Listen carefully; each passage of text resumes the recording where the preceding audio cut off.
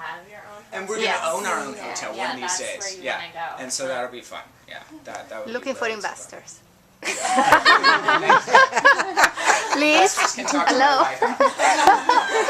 Okay, so let's get right in here, you guys. Let's get right in here.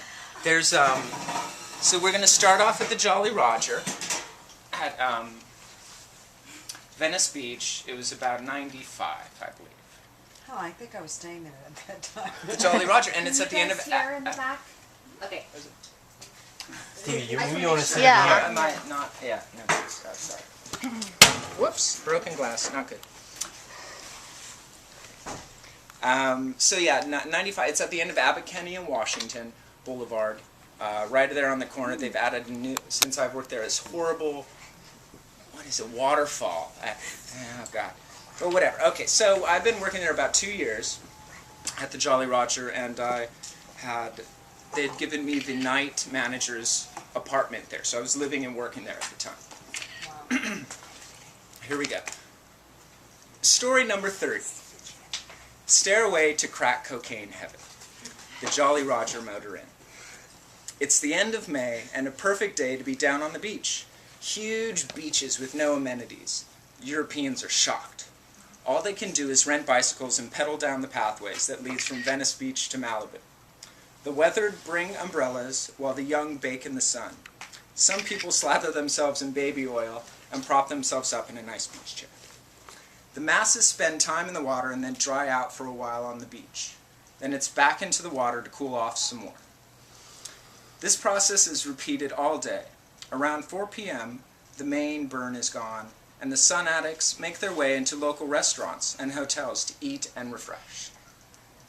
That's what everybody does on a beautiful Southern California summer day, but not the guest in room 308. He's some kind of long-haired gypsy guy, content to spend all day in the hotel. He's chatting us up at the front desk now and promises to bring down his 12-string guitar later. That sounds great, somebody says. And within 30 to 40 minutes, he's brought down a chair, his guitar, and a small amp in 3 separate trips. He sets everything up in the lobby and plays Stairway to Heaven. A young couple comes in and asks about the rates. He plays on. We check in some people from Montana, and they think it's the coolest thing. He plays on. A dog comes in from off the street and roams the lobby as he plays off. Some guests upstairs on the jacuzzi patio can hear him play, and they come closer to listen. When he finishes, he gets a standing ovation. He thanks everyone and asks me to leave his amp behind the counter. He takes his guitar and goes over to the elevator and gets in. Some people are too drunk and keep clapping as he rises in the elevator. Those drunken Australians go wild and continue clapping. As he exits the elevator and hears from the third floor, as he exits the elevator and comes to the third floor balcony, he bows. The Aussies go fucking bananas. Later, he calls down to the front desk and asks if I can bring the amp upstairs when I get off my shift. My shift drags by. I agree to it, and my shift drags by. And I check SN and turn on and off movies on demand when people reach their credit limit. A couple of people ask if there will be another Led Zeppelin tribute. I don't know, I say. I can't promise anything. 11 p.m. comes round and my relief has arrived. I see the amp and remember that I should take it upstairs. So I walk upstairs and I knock on room 308.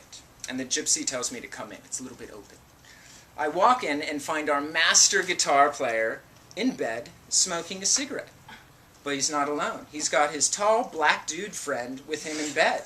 They're just hanging out under the covers in their boxer shorts. They casually make small talk while they lay in bed. I'm a little shocked, but not that freaked out. I tell them about work and ask if they want to come downstairs to my apartment and try out this new arcade-style video game, 1942. We just got it. It's the raddest thing. They got to come down. The World War II airplane game. The gypsy says he's too tired to do anything, but his buddy wants to come and play with me. He gets out of bed and starts to get dressed. I figure nothing too weird is happening, so they must be cool guys. They're just gay. So I turn around and watch the TV while the one dude gets up, and Cops is on, and everyone laughs at how stupid the scumbags are. Out of the corner of my eye, I see the happy couple smoking a pipe, and one of them hands it to me.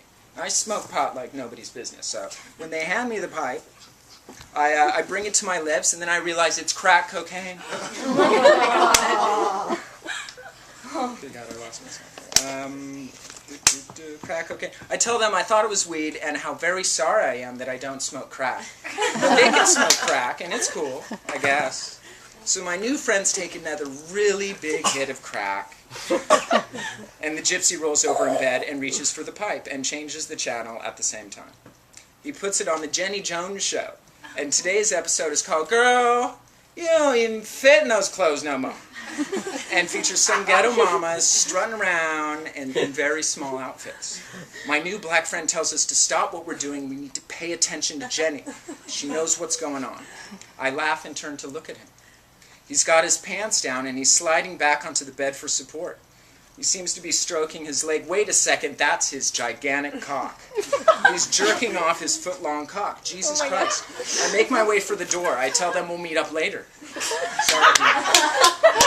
The room stinks of them. I make it to the door, but the handle won't open.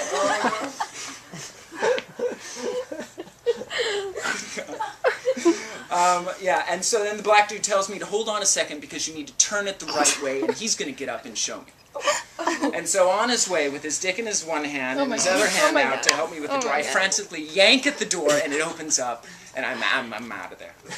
I run down the hall, across the street to the pub, which was Scruffy O'Shea's at the time, and hide in a dark corner for a couple hours. The next day, they check out.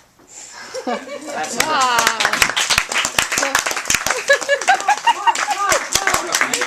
Wow. Did you ask for a raise?